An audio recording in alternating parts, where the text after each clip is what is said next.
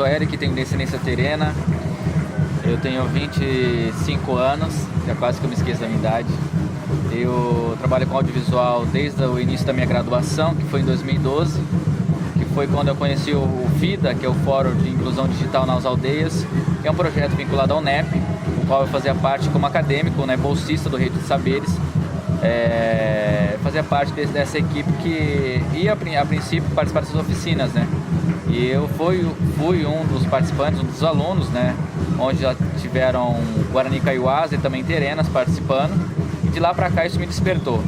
Como DJ eu sou desde os 14 anos, né? Eu sempre trabalhei com música, sempre trabalhei com instrumentos musicais por conta da família, né? E por meu pai, né? Não índio, trabalhar em rádio, tive essa aproximação também dele na parte musical. E também dos meus primos terena que eram parte de bandas, né, de diversos estilos na minha cidade. Acabei aprendendo alguns instrumentos, né? Comecei a produzir trilha sonora até então e em 2012 eu comecei a participar de oficinas, né, no caso o FIDA e outras, né, pelo Brasil, para aprender a trabalhar com audiovisual. E esse audiovisual envolvia câmera, produção, roteiro, aproximação da própria cultura indígena, não só terena, mas também em outros lugares. E eu acabei aprendendo muito, né, nessa caminhada a entender um pouco mais o papel do audiovisual no fortalecimento da nossa cultura, da cultura indígena, né? E assim, como DJ e como produtor audiovisual, eu costumo não misturar muita coisa. Geralmente né? Era o Eric DJ e o produtor audiovisual aqui, né? O comunicador, o jornalista. Mas depois de um tempo as coisas começaram a se juntar, eu acabei produzindo também músicas étnicas, eletrônicas, né? E também fazer trilhas sonoras inéditas para próprios documentários que eu acabei produzindo depois, né? Anos depois. Hoje eu terminei a graduação, faço parte da comunicação do Conselho Terena, que é uma organização dos povos terenas da região de Mato Grosso do Sul, vinculada à PIB, que é a Articulação dos Povos Indígenas do Brasil, e atualmente eu trabalho como assessor durante a campanha da Sônia Guajajara, candidata à co-presidência da República em 2018, ao lado de Guilherme Boulos. Bom, usar o audiovisual para disseminar, né, e também propagar aquilo que a gente produz dentro da aldeia é super importante. O Ascuri é um grande projeto do qual idealizou o projeto FIDA. Então eu sou o fruto da Ascuri hoje, né, o pontapé inicial daquela coisa de saber o que é, o que não é o audiovisual. Depois também as organizações criaram rádios, criaram TVs. Conheci TVs na Argentina, indígenas, e assim como no Brasil conheci rádios também, como por exemplo a Yande, e entre outras organizações que acabaram criando a sua própria forma de comunicar, né? Isso é essencial e é uma oportunidade da gente escrever o nosso lado da história, né? E a gente está aí há 518 anos de luta, de resistência, e até então a gente não tinha um acesso direto aos meios de comunicação, né? Televisão, de massa, rádio, né, das grandes empresas. Então a gente criando a nossa própria, e o advento da tecnologia hoje tem ajudado bastante a gente a aparecer e tomar conta desses espaços digitais, que não são territoriais, mas que ultrapassam essas barreiras hoje, que levam a nossa cultura, levam as nossas discussões e também a nossa problemática para todo mundo. E isso é mais que necessário e também é uma hora da gente procurar buscar também utilizar. O meu povo, por exemplo, o terena, ele não tem uma articulação de comunicação, mas não tem propriamente dito uma rádio, né, ou uma TV, mas tem as rádios comunitárias internas que acabam utilizando isso. E com a internet a gente acaba provocando com que aquilo que a gente está, aquilo que acontece dentro das aldeias chegue, né, para outros lugares, aos quatro cantos do mundo. Existe uma grande diferença daquilo que a gente produz dentro das aldeias por aquilo que vem de fora e produz, né? Geralmente aquilo que vem de fora já vem com aquele padrão, com aquele sistema, né? Sem falar que existe um tempo diferente de gravação. Nós, indígenas, a gente chega, conversa com as pessoas, tem todo um espaço, tempo para a gente chegar e produzir e conversar com essas lideranças, com essas histórias, né? Essas histórias vivas hoje, elas têm o tempo delas, né? Então, assim como eu, próprio tereno, eu não consigo chegar numa aldeia capixaba, uma aldeia aqui no Espírito Santo, e chegar e falar assim, quero que você conta isso, aquilo, isso depende muito do tempo do indígena, e isso a gente acaba aprendendo com o tempo, vivendo, convivendo com essas pessoas, né? E aquilo que é produzido por fora, né, de branco, tem muita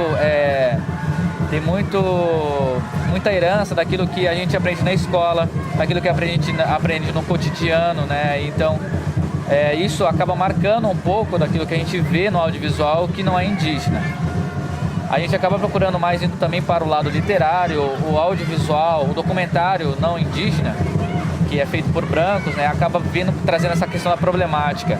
Já os próprios indígenas, a gente acaba procurando mais a parte literária da história, né?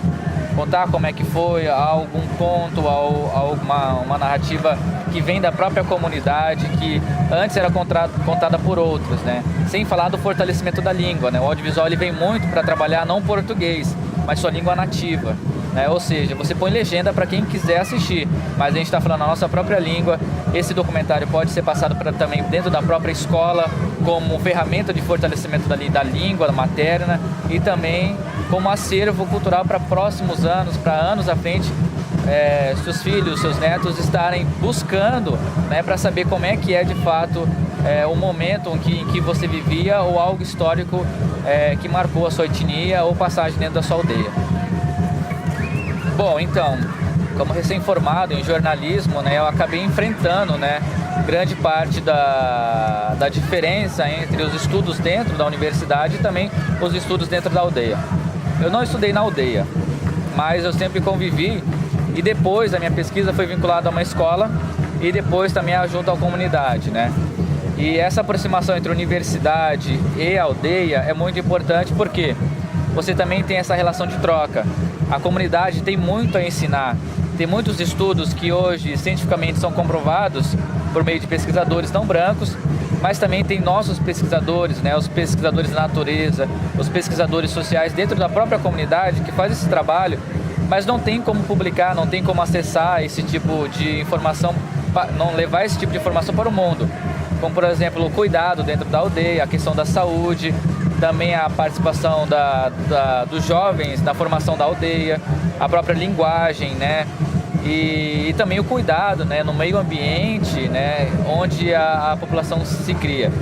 A universidade dentro da própria aldeia faz com que a gente também tenha a possibilidade de levar os nossos estudos, né, indígenas, que são outros estudos, né, não são menos ou mais do que dentro da universidade, a aprimorar também essa parte científica e a científica também colaborar para que a gente também entenda outro contexto da história, até porque nós estamos ali entre a aldeia, dividindo com o município, dividindo com fazendas, então tudo isso pode ser aprimorado conforme essa articulação entre a universidade, os saberes científicos e os saberes tradicionais, que hoje caminham lado a lado. Antigamente era muito diferente, hoje a gente está muito mais forte com relação a isso. Bom, eu parti, né, como jornalista, tive que seguir um roteiro, tive que seguir uma proposta, né? Só que toda essa proposta foi quebrada logo de início. Já vim contando a história da problemática indígena, falando sobre terra, saúde, educação, tudo num contexto só. Mas era uma coisa muito ampla, né? E o meu documentário, ele ia entrevistar especialistas, ele ia entrevistar professores, ia entrevistar estudiosos que também eram não indígenas. Reverter nessa situação do audiovisual e acreditando que a possibilidade do audiovisual em contar histórias, eu acabei pegando um personagem, né? E na produção foi muito difícil porque eu era novo, né? E tem essa dificuldade de articulação e conversa com o mais velho, né? Tudo tem seu tempo, né? Chegava para ele, né? No caso, um ancião da minha aldeia chegava para ele e falava assim: calma, tudo tem seu tempo. No nosso roteiro está programado para tal dia a gente começar a gravar em tal lugar. Tá bom, nós vamos estar lá. Só que assim, demorava muito para a gente começar a gravar, até porque existia todo o tempo indígena a ser seguido, né? Calma, nós vamos conversar. Agora não é tempo da gente começar a gravar. Olha, hoje não vai dar porque o tempo não tá legal. E tem todo esse contexto aí para ser seguido, que quebrou totalmente a barreira do audiovisual, que como eu saí da sala de aula, né, da universidade já com algo pronto, ou seja, algo esperado, lá foi totalmente quebrado. Então eu fui para um rumo, mas percebi também que a história de uma pessoa contaria a história da trajetória do povo Terena, a trajetória da problemática da educação, né, que conta também a história da saída dele da aldeia para a cidade para trabalhar e ao retorno também para a comunidade para ajudar a população. Então, aquilo ali foi um reflexo daquilo que acontece dentro da própria comunidade diariamente. E o que antes a gente tem esse padrão, essa sistemática de produzir um audiovisual, né, dentro da comunidade indígena não, a gente tem uma preocupação com pessoas, com a comunidade. Então, se a gente tem a oportunidade de contar uma história ou várias histórias em vários documentários, isso também é mais importante para a própria comunidade. Algo que é visto diferente dentro de um documentário, por exemplo, um comercial, né? Você já vai tudo articulado, já agendado, já sabendo mais ou menos o que a pessoa vai falar, e ao contrário do audiovisual indígena, né? Você vai lá, conversa, passa dias, é quase um trabalho de antropologia na hora de gravar um vídeo, sem falar da barreira que é a câmera hoje em dia. A câmera ainda existe, ainda tem passa um certo medo, né? Os nossos equipamentos tecnológicos hoje, em algumas aldeias, principalmente a nossa, de Mato Grosso do Sul, ainda tem aquele mito de levar a alma, ainda tem aquele mito de, eu ainda não estou acostumado com a câmera, não sei falar. Às vezes a pessoa fala para você numa roda de conversa, embaixo na fogueira, uma roda de conversa, tudo o que você queria que falasse. Mas quando você põe a câmera na frente, a dificuldade é ainda maior.